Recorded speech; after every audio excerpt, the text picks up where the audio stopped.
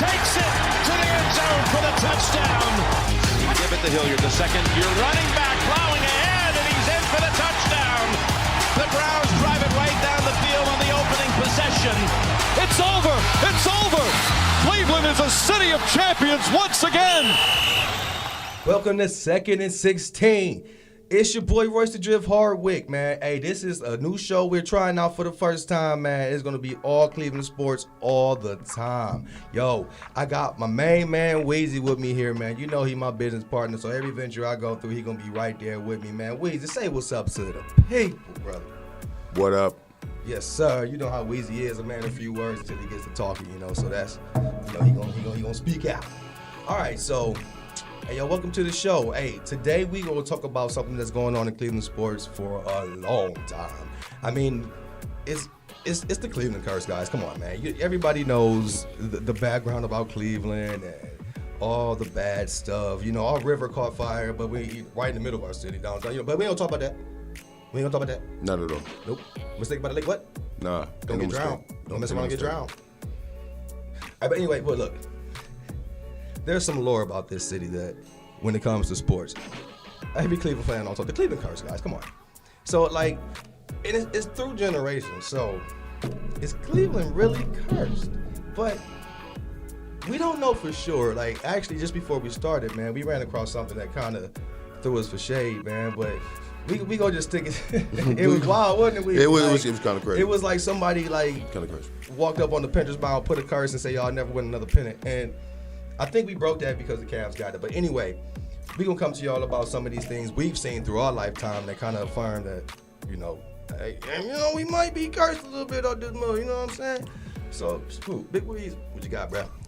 All right, so I actually seen Jordan, you know, partake in of crapping on the Cavs over Elo. That shot, you know, kind of shook the world, and we knew then that Jordan was going to continue being a champion. But I was in, you know, in an age where I was like, man, this is my favorite player of all time. He got the greatest shoes of all time, and he just dogged my team. I don't even know how to feel. That's wild. I don't know how to feel. Wild. You know, I wasn't alive for that. But I understand, like, rooting for a team because your favorite player is your favorite player, right? So you're going to root for that team. Now, I'm a big Ray Lewis fan, but... Hey, he played on the right team, man. He was on the right team, man. Oh, man. He was on the right team. That's tough. You know, if anybody who doesn't know, here's some little bit more lore about Cleveland, man. Our team in the middle of the night got up, packed up, ran away, and won a Super Bowl for years. You know what? Darn it! Damn it! Like, no, you know what? It's all right. For losing in Cleveland, man. It's all right, man. But look, that was the Michael Jackson era of Cleveland. So the curse runs deep. It's deep, man. Like, look, dude, Michael Jackson, man. So, like, what other examples you got, bro? You know, the list runs long when it comes to this. It's about as long as that list of quarterback changes in Cleveland.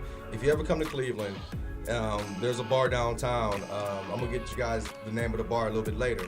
But there's a bar downtown with a jersey of quarterback names that's been through Cleveland. And it got to the point where they couldn't even, like, just keep taping it on the jersey. It got so long that it's coming off the jersey. I'm pretty sure every football fan, NFL fan know that because we get laughed at about it consistently. For sure. So, anyway, I'm tired of Cleveland being the laughingstock of the dang sports world, man. Like, what pisses me off is that the Browns are so good at playing football. It's like they lose out of nowhere.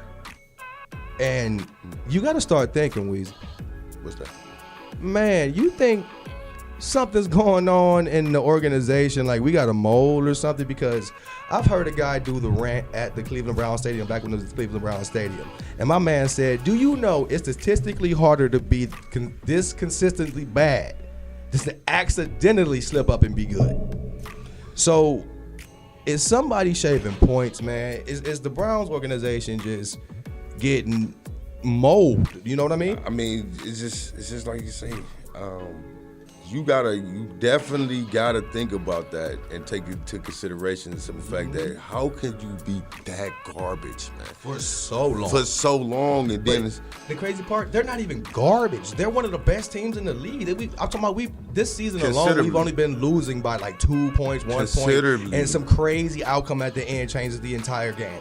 I mean, I can't even say that 100% because all of a sudden it's like, yo, where did this random interception come from, dog? Exactly. This random turnover, dog. Like it's tough, man. It's but tough. I don't want to say that about my boys, though. They're my boys, you feel me? But like, come on, Cleveland, man. Somebody making way more money than they acting like they are. I mean, you got to think about it too, though, man. Like, it's the stigma, bro. It's like, how could you ever live your whole entire, like, the whole Browns organization is considered being trash, bro. Like, that's what they live off of, but not even being the original football team, though, no more. Like, that's the craziest thing. Like, dude, you're the original football team, but you now are considered the garbageest team in the league by far, considerably by anybody.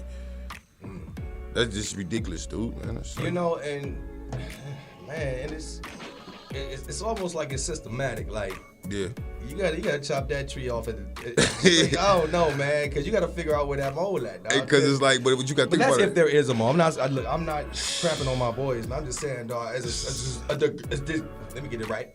As a disgruntled fan, my entire life, I deserve answers. Hey, always been dismayed. Dude, what did my man say? You are a factory of sadness. Hey, look, hey, you know what's so bad though, bro? It's like, how do you beat the team twice, back to back, and then like that's the only team we need to beat. Dog, hold on, you talking about the playoffs last year? Man, dog, you beat the only team we need to beat. That was our Super Bowl, bro. We get into the playoffs. Beat the Steelers again, go up there and whoop Kansas City's ass, and then lose at the end of the game. Dog, I don't understand what the organization has against me as a fan. I don't understand it either, man. It's like, yo, come on, dog. At least the Cavs gave up on that for a minute. Yeah. Because LeBron wasn't having that shit. He wasn't having it. No. He had to come get some rings, man. Bruh, he getting chips. You gotta get that bread. Getting chips. Getting bread. He said, we beat athletes in Ohio. Right. Look, Ohio State just be slugging everybody out. Man, and a lot of those guys are local. A lot of them are. So we have a factory. Yeah. Of athletes. But they just don't go to the Browns. But then, you know what? Exactly. We don't even have to do that. We don't even have to do that. Like, the talent that we acquire at Cleveland, dog, look up for me, brother. Look up the ratings of, like, statistical ratings of offensive, defensive, ratings. Like Cleveland offensive ratings. What we got? Let me see. Oh, yeah. Hey, sorry, guys. It's a boost. Feel me? That Cleveland struggle. Yeah, so our offense ratings. I'm pretty okay. And then, like, once it gets to the offensive ratings, let's break it down into, categories: rushing, passing. You know what I'm talking about? It should come with the program. Is my phone not Your phone is cooperating? definitely not cooperating with me or All my right, hands. Anyway, look, I ain't even got to have the stats behind me to let y'all know Kareem Hunt and Nick Chubb is one of the two of the baddest in the NFL. You feel me? Straight up. And y'all already know, like, that them boys eating every game. If Myles Garrett, gets healthy again, man, he's tearing it up. He was salty he ain't get a sack in 2 games, so he just like, and then he hurt his shoulder. And you know what? Myles Garrett showed up to win the game for us against, who did we play last week? The Patriots? Patriots, yes, for sure. Lord, how many opportunities can the game gods give you to win a game and you just give it right back? I don't know what's going on with our kick receivers, but those guys got to get it together. Y'all better get them guys some of that Gorilla Glue that girl put in her hair to make sure when that ball hit their hands, it won't move. Please. Lord, like that's a consistent problem we've been having. It's hard to look past that. Like, I'm not even gonna blame a player, but it's hard to look past that and be like, yo, what is happening here? We're about to win this game. We just got an onside kick. No, then they took that back. They took the onside kick back, and the defense came out there, stood their ground, and made sure that we got the rock back. And as soon as we had the chance to get it after that touchdown, boy, dropped. Well, Is Cleveland cursed? All right, but hey, we pushing up against it. We gonna come back with y'all after this quick break. Check out these ads. You know I always throw bangers at you, y'all, man. This is Royce the Drift and my big brother WeZ, and this is 2nd and 16. See you on the other side. hey, this your man WeZ, Mr. What Up? Come chill with me on the porch. You may know me from the Fox Den on the Overcast Network, but I got my own show. Come through, man, and chill with me on the porch and my guests, and we gonna go through some of the real life situation that goes on all the time that might be on this earth or out of this world. Come chill with me on the porch. You heard me? Welcome back to 2nd and 16. This your man WeZ, Mr. What Up, here with my little bro, Royce the Drift, Hardwick, man. Let them know what it is, man. Yes, sir. So. Back to these curses, man. Cleveland, man. So how you feel? How you feel about Man, these curses, dog. Look, it's been a lifetime of misery for me, man. 31 years. I seen one championship squeaked out by an amazing run by Cleveland and LeBron. Thank you for coming home for the chip. But, dog, other than that, it's just been misery after misery after misery. You know what you can do. Oh, by the way, man. What? This guy. So, like, okay, now, this bottle case situation, man, with the Browns. Oh, my goodness. Let's take it back, man. Let's take it back like 99, man. Oh, Lord, let him know. So, you know, our fans are the best fans in the world, man. I mean, we got diehard fans, bro. Like, For sure. So it's like we got dog pound, we got people that's outside the dog pound, and you know, and they decided they wanted to take it out on the ref because, in fact, they was calling some BS plays.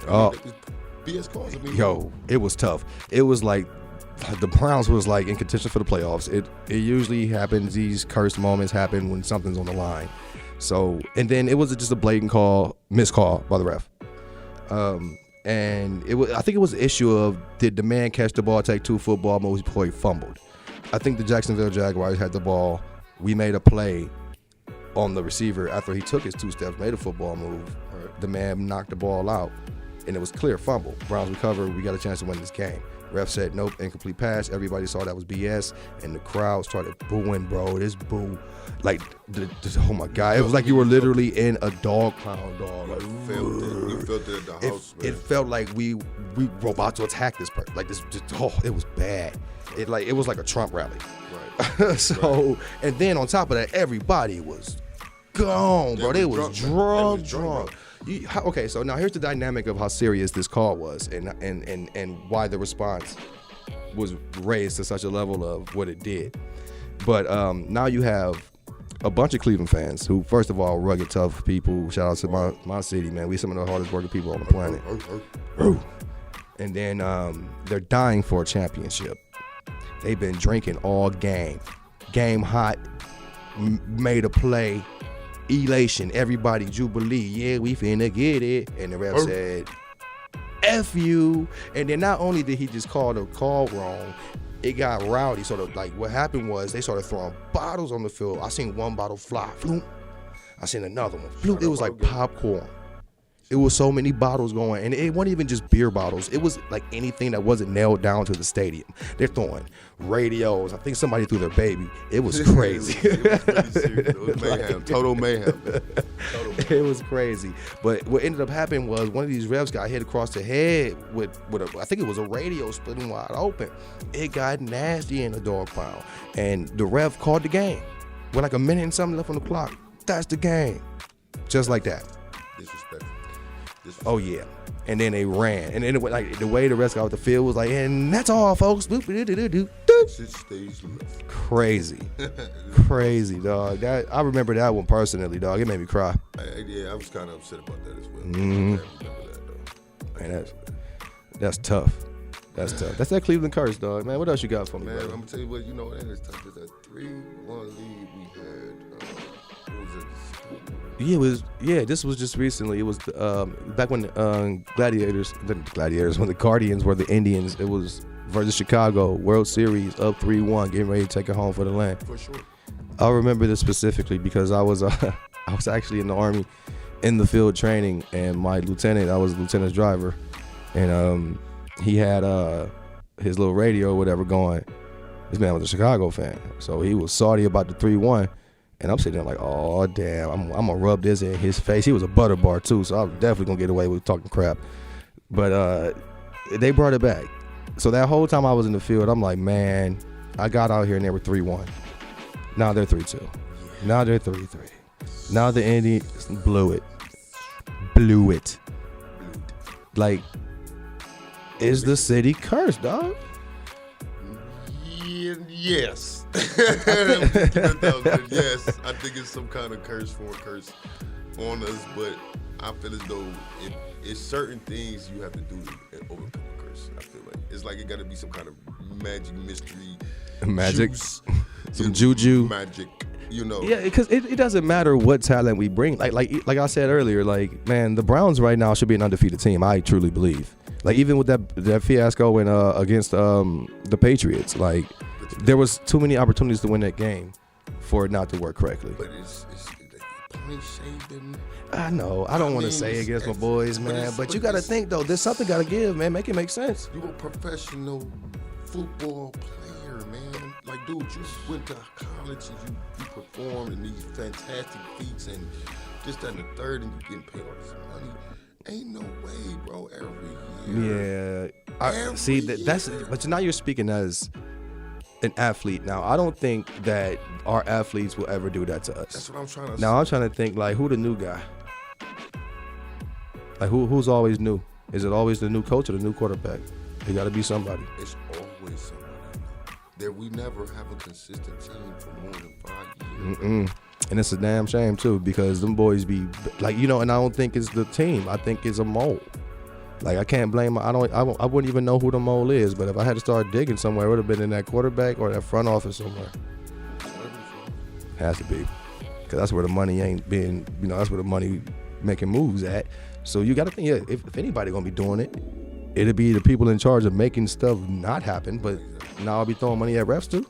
But why would you continue getting problems on top of problems? That means that you basically, I feel as though they trying to make the Browns a soap opera. My goodness, they made it into a movie. Yeah. What was that, draft day? Yeah, something like that. I don't even want to get his name wrong, but the thing is, it's like it's really a consistent thing, man. It's like it's terrible. Look, I don't know why the rugged culture of Cleveland has to translate into we can't win, right. But it does represent the plight of hardworking Americans, man, because you can get so close to tasting it. You feel so good on the way up, and as soon as you get your one shot at it, somebody say, nope, you're not good enough.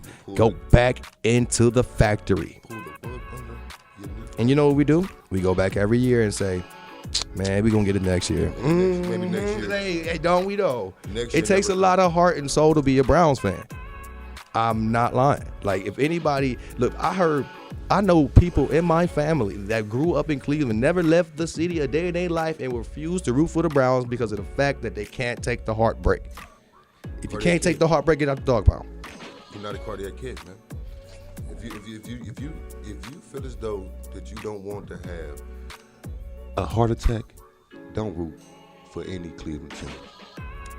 Nah, but if you strong enough to withstand this and you ready to ride this wave, because once we break through, because we seen what happened when the Cavs messed around and got that.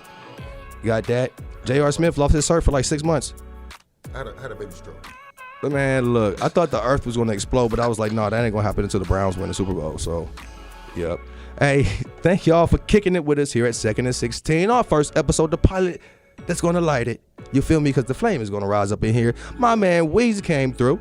Yes, sir. Yes, sir. Hey, keep it locked. We be cranking it out, y'all. It's 2nd and 16.